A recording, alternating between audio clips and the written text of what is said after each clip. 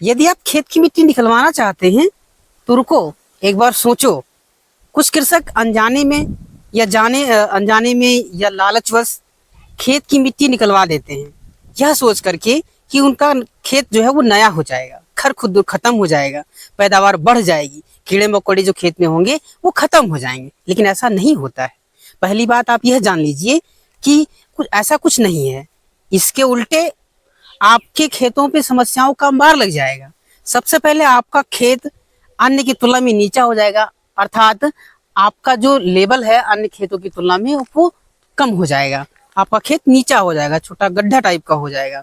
जल भराव की समस्या इससे पैदा हो जाएगी। ऊपरी परत निकलवा देने से मिट्टी की उर्वरा शक्ति और ह्यूमस की मात्रा खत्म हो जाएगी या कम हो जाएगी, जिससे पैदावार प्रभावित होगा और भुरभुरापन जो होता है खेतों का वो फीका पड़ जाएगा। अंत में यह जान लीजिए कि जिस प्रकार किसी जौहरी के तिजोरी में रखा हुआ हीरा उसका सबसे कीमती धन होता है, उसी प्रकार किसी कृषक के लिए उसका जो खेत होता है वो भी एक प्रकार से उसका धन होता है। इसलिए लोगों के बहकावे में मत आइए और अपने जो खेत की जो धन है, जो उसकी उर्वरा शक्ति है, जो उसकी ऊपरी परत है, उसको बचा करके रखें।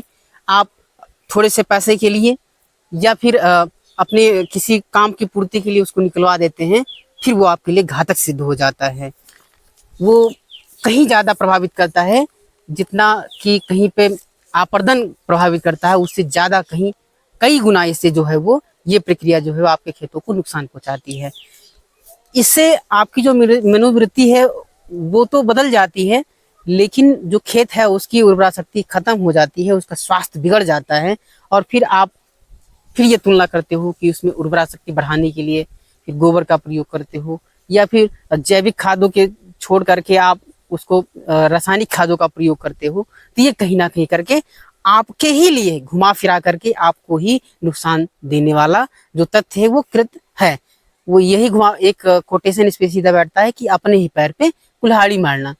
तो इसी कार्य सिद्धि को यदि आप करते हो, आप अपने खेत के उर्वरा मिट्टी को बेच देते हो या किसी अन्य क्रिएटिविटी में ले लेते हो, तो ये आपके लिए ही घातक सिद्ध हो जाता है। इसलिए सचेत रहिए और अपने इस अमूल्य धन को बचा करके रखिए, जिससे आपकी खेत जो है वो हरा भरा रहे और आपकी फसल जो है वो, आप यदि उसमें उर्वरकों का प्रयोग नहीं भी करते हैं तब भी वो कहीं ना कहीं आपको कुछ ना कुछ दे ही।